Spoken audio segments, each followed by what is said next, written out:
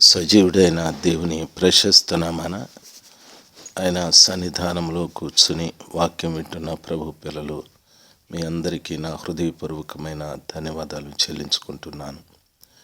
ఆదికాండం 1వ అధ్యాయము 24-25 వచనాలు.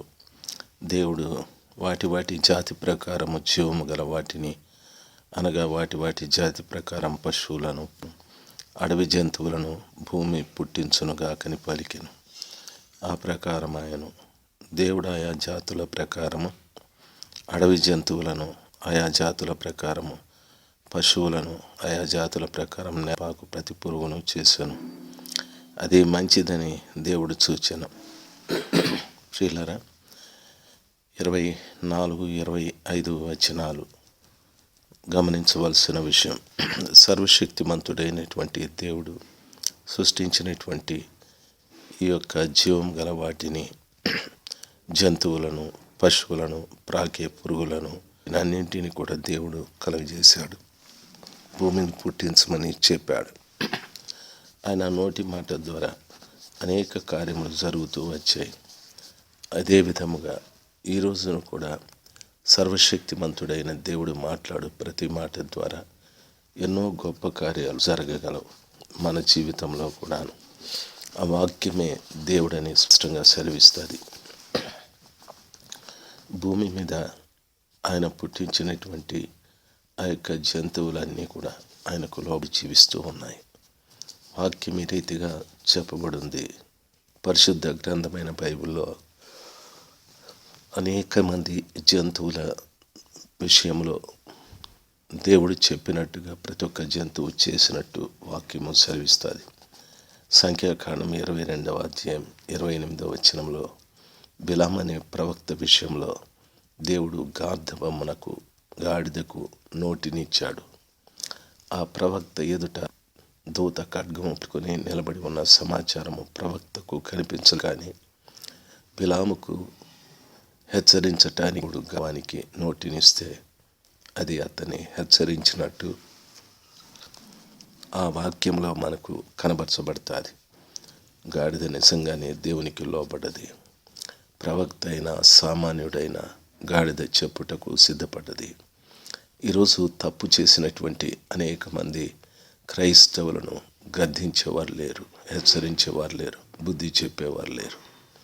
అంటే ఒకటి భయం, రెండవది వారెక్కడ తమ సంఘాన్ని విడిచిపెట్టి వెళ్ళిపోతారోనని, మూడవది వారిచ్చే కానుకలు ఎక్కడ ఆగిపోతాయోనని, నాలుగవది దైవభీతి లేక. ఈ రీతిగా సంఘంలో గాడిద వలె హెచ్చరించేటటువంటి ప్రవక్త లాంటి వారిని కూడా హెచ్చరించేటటువంటి వ్యక్తులు. గాడిద నిజంగా దేవునికి లోబడి. అదేవిధంగా ఈరోజు ప్రతి కాపరి దేవునికి లోబడి సంఘాలలో గద్దించి హెచ్చరించి బుద్ధి చెప్తే ఒకవేళ ప్రజలు ప్రభు వైపు తిరుగుదురేమో, ప్రజలు పశ్చాత్తాపడుదురేమో. దైవ జనాంగమా, కనీసం ఈ రోజైనా, దైవ సేవకులారా, కనీసం ఈ రోజైనా ఆధ్యాత్మికమైన జీవితంలో జీవిస్తున్నటువంటి ఒక వ్యక్తులు ఒకవేళ తమ ఆత్మీయ జీవితానికి భిన్నంగా ప్రవర్తిస్తూ ఉంటే వారిని హెచ్చరించే గాడిదలుగా మనము మారాలి. ఆ విధంగా చేయని పక్షాన నిజంగా మనం దేవుని ప్రజలని చెప్పుకోవడంలో అర్థమే లేదు. రెండవది గమనించవలసిన విషయం, దానియేలు చదువుకున్నట్లయితే అతన్ని సింహాల బోన్లో పడవేశారు. దానియేలుని, ఇంకొక ప్రవక్తని కూడా సింహాల బోన్లో పడవేశారు. అయితే ఆ ప్రవక్తని సింహము చంపేదని వాక్యం సెలవిస్తుంది. గమనించాలి. రాజుల గ్రంథం 13వ అధ్యాయం 24-26 వచనాల్లోను, దానియేలు 6-22 వచనాల్లోనూ ఈ విధంగా రాయబడి ఉంది. దానియేలు ప్రవక్తని సింహాల బోన్లో వేసినప్పుడు అసలు సింహం అతన్ని ముట్టను కూడా లేదు. ఏం జరిగింటుంది అనే ఆలోచన మనకు రావచ్చు. దైవ జనాంగమా, దానియేలులో గొప్పతనం కాదు, కానీ దేవునిలో గొప్పతనం ఉంది. ఆ బోన్లో పడ్డ ఏ వ్యక్తి కూడా బ్రతక శుభ్రంగా సింహాలు తిని పడేసేటివి. అయితే ఈ రోజున దానియేలుని అసలు ముట్టలేదు. కారణం, ఆ సింహము దేవుని మాటకు లోబడ్డది. ఆ దేవుని మాటకు లోబడ్డ సింహము తన క్రూరత్వాన్ని, తన ఆకలిని చంపేసుకుంది. సింహము తన ముందు కనిపించే ప్రతి జంతువుని కూడా వేటాడి నిర్దాక్షిణ్యంగా తన పంజాతో కొట్టి చంపి తినివేస్తుంది, రక్తం త్రాగేస్తుంది. అయితే ఇక్కడ సింహము తన వేట మర్చిపోయాది, తన ఆకలి మర్చిపోయాది, తన క్రూరత్వం మర్చిపోయాది.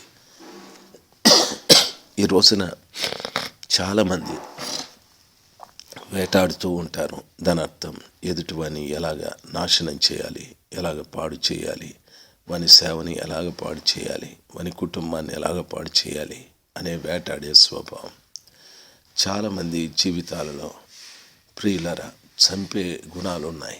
బైబిల్ సెలవిస్తుంది యోహాను పత్రికలో, సహోదరుని ప్రేమించని వాడు నరహంతకుడునని. ఈరోజు చాలామందికి ప్రేమ లేదు. దైవ సేవకులు ప్రేమను గురించి బోధించవచ్చు. పెద్ద పెద్ద సంస్థలు, పెద్ద పెద్ద సంస్థ నాయకులు, మా దగ్గర ఇంతమంది సేవకులు, అంతమంది సేవకులు, దేవుడు నన్ను ఇలాగ వాడుకుంటున్నాడు, అలాగ వాడుకుంటున్నాడు, నేను ఈ అద్భుతం చేస్తాను, అద్భుతం చేస్తానని చెప్పుకునేటటువంటి ప్రజలు లేకలేనంతమంది ఉన్నారు. అయితే వారి మధ్యన ప్రేమ లేదు, వారిలో ప్రేమ లేదు. వింటున్న దైవ జనాంగమా, ప్రేమ లేని సహోదరుని ప్రేమించని ప్రతివాడు కూడా నరహంతకుడని వాక్యం సెలవిస్తుంది.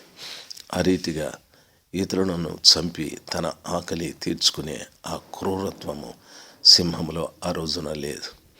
ఈ రోజున ఆ సింహము వలె నీవు కూడా నీ క్రూరత్వాన్ని, ఇతరుల దగ్గర నుండి, లేకపోతే ఇతరులను బాధ పెట్టే స్వభావం, ఇతరులను చంపేసే స్వభావం, ఇటువంటివన్నీ కూడా మానుకోవాలి. ఆ రీతిగా మానుకున్నప్పుడే దేవుని మహిమపరిచినటువంటి వ్యక్తిగా చేయగలం. ఆ క్రూరత్వాన్ని, వేటాడే తనమును చంపే స్వభావాన్ని మానుకుంటే నిజంగా నీవు దానియేలు లాంటి ప్రవక్తలను తయారు చేయగలవు. అవి ఉంటే దానియేలు లాంటి ప్రవక్తలను చంపివేయగలవు. నీవు ఇటువంటి గొప్ప ప్రవక్తలను తయారు చేయాలనే ఆ ఆలోచన నీకుంటే సింహంలాగా సాధుత్వం కలిగి ఉండడం చాలా మంచిది. ప్రియులరా, ఆలోచించవలసిన విషయం.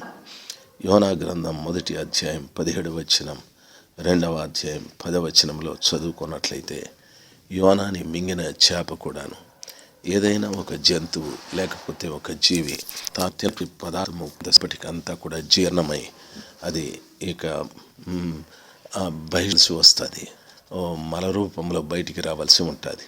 అయితే ఆ యోనాని ఏమీ చేయలేదు. ఇవి కూడా కొన్ని ఆధీనంలో ఎనివి కొన్ని ఉంటాయి. లివర్ కానీ, మొత్తిత్తులు కానీ, ఇవన్నీ కూడా మన ఆధీనం. అయితే మన కన్ను, లేకపోతే చెవులు, ముక్కు, నోరు, చేతులు, మెదడు, కాళ్ళు, ఇటువంటివి కొన్ని మనకు ఆధీనంలో ఉంటాయి. కనిపించేటివి మన ఆధీనంలో ఉంటాయి, కనిపించనివి మన ఆధీనంలో. ఈ రీతిగా ప్రభు పిల్లలైనటువంటి గమనించవలసిన విషయం, మనం తిన్న పదార్థము జీర్ణాశయంలోకి వెళ్ళి మన జ్ఞానంతో ప్రమేయం లేకుండా ఎలాగ జీర్ణమైపోతుందో ప్రతి జీవరాశి అంతే.